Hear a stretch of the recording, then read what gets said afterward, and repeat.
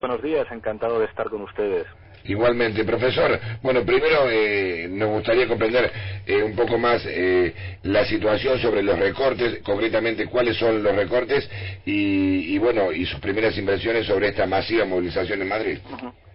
Claro que sí. Bueno, en este país a los españoles nos enseñaron que la Constitución era intocable, hasta que Angela Merkel y Nicolás Sarkozy han dicho otra cosa y tuvimos este verano una reforma constitucional express pactada por los dos partidos, por el Partido Popular y por el Partido Socialista, que de alguna manera se han retratado como un único partido de régimen. Esta reforma constitucional prohíbe aumentar el techo de la deuda, lo que supone la sentencia de muerte para todas las políticas sociales que en un momento de crisis son particularmente importantes. Este es el contexto en el que se explica un tijeretazo de 70.000 millones de euros a los presupuestos orientados a servicios sociales que aplican las comunidades autónomas.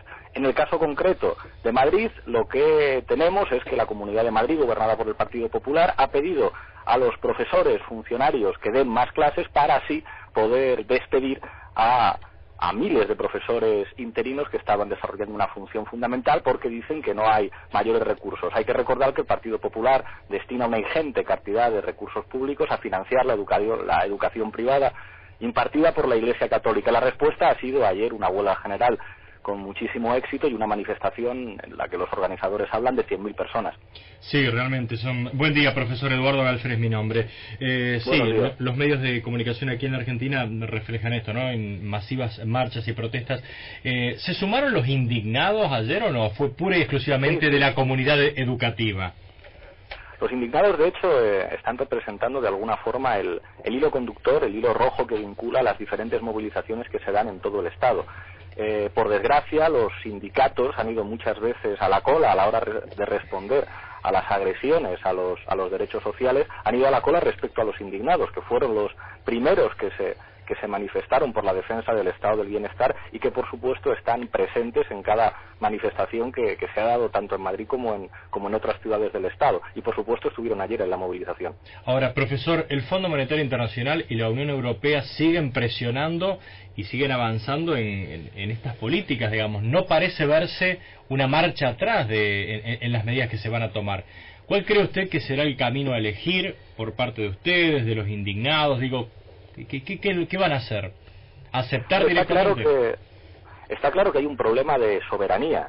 Los estados europeos han demostrado que no mandan los parlamentos, no mandan los gobiernos, mandan los mercados y sus representantes supranacionales como el Fondo Monetario Internacional o como los organismos que deciden a nivel supranacional. Desde luego hay una alternativa y yo creo que América Latina la ha demostrado. La última reunión de la UNASUR era un ejemplo en esa dirección. Las propuestas de crear un fondo de divisas latinoamericano, desdolarizar el comercio entre los países de América Latina, lo que representaría al mismo tiempo diversificar las divisas, es una política que va en la línea de reforzar la capacidad soberana. Todo lo contrario a lo que está ocurriendo en Europa. Grecia, Portugal, Irlanda y últimamente Italia son ejemplos de esto. Está claro que los partidos políticos que actualmente están gestionando los gobiernos en Europa han renunciado a ejercer labores soberanas y en manos de los europeos y las europeas está que esto cambie de alguna manera. Y en este momento insisto en que América Latina es una referencia. Pero tienen las manos atadas porque no pueden hacer otra cosa, porque no quieren.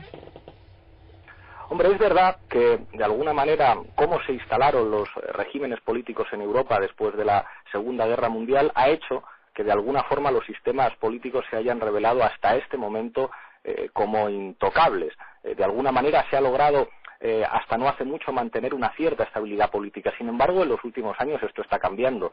Hemos visto las movilizaciones y las huelgas generales en Grecia, hemos visto en un lugar normalmente desde los 80, desde la derrota de los mineros en el Reino Unido, no habíamos visto nada. Este año vimos a los estudiantes, vimos las revueltas durante el mes de agosto en muchas ciudades, en muchos barrios, hemos visto protestas en Francia. Lo que ocurrió en el Estado español con los indignados ha sorprendido a todo el mundo. No creo que haya una solución a corto plazo en el sentido de una alternativa electoral que pudiera representar tanto en España como en otros países de la Unión Europea una alternativa, pero creo que los indignados han marcado de alguna manera cuál va a ser el camino del futuro en Europa si queremos que no desaparezca del todo el estado del bienestar y los derechos sociales que ha costado tantos años y tanto dolor conseguir. Doctor Amadeo Sabatini es mi nombre, buen día. En determinado momento lo que ustedes narran se parece a una película que vimos en Argentina en el 2001. Había toda una efervescencia previa de movilizaciones como las que usted describe y el sistema político no da respuestas hasta que hubo un movimiento popular que puso límite, o sea, que llamó la atención, que generó un punto de ruptura. ¿Usted cree que la situación en Europa, en la medida en que el Fondo Monetario y los organismos internacionales y la banca siguen presionando por medidas ortodoxas, ¿usted cree que se pudiera producir una situación de rompimiento de ese tipo en España o en Grecia, en alguno de los países de la Comunidad Económica Europea? Hombre, desde luego, yo recuerdo que en el año 2001, aquella consigna que se vayan todos, que escuchamos en Argentina, sonaba muy exótica en Europa. Aquí nadie gritaría a la clase política que se vayan. Eso ha cambiado completamente. Eso es lo que ha ocurrido en mi país desde el mes de mayo con las movilizaciones de los indignados. Es muy difícil hacer profecías respecto a cómo se puede concretar eso en los próximos meses, si realmente puede haber una crisis de los regímenes políticos que abra una salida en términos de recuperación de la soberanía.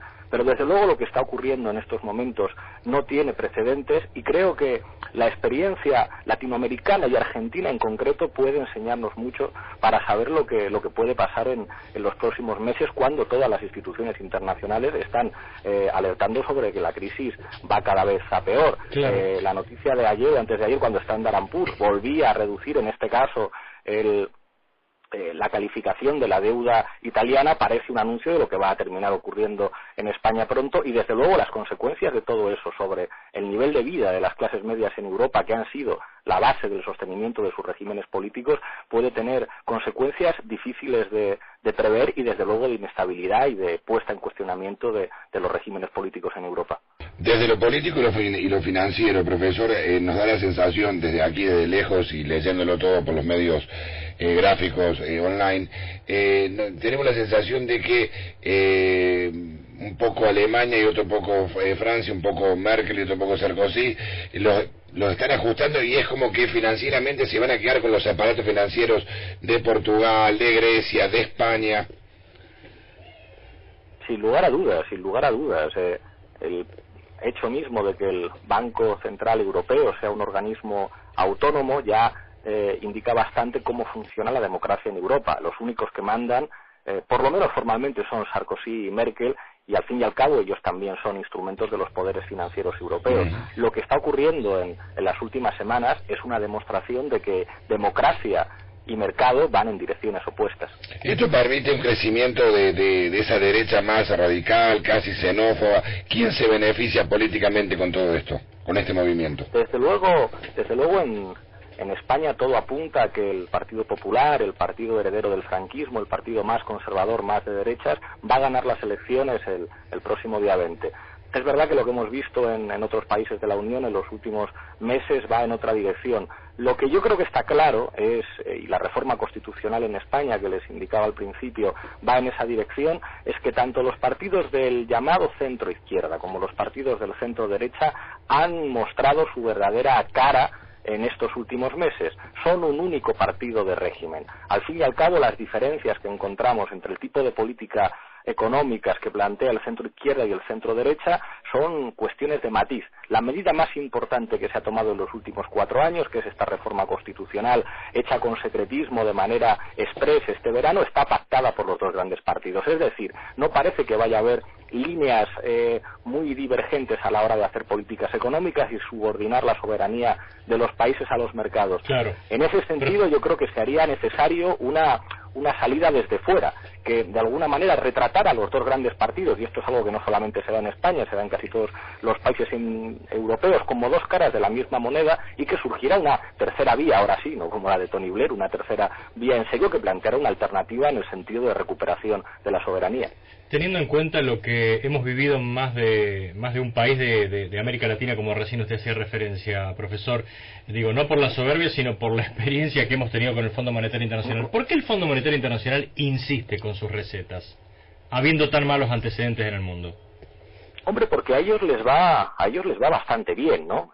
Sobre el material humano que puebla el Fondo Monetario Internacional tuvimos noticia hace unos meses con la detención del que era su director hasta hace poco, con Strauss-Kahn. A ellos les va muy bien.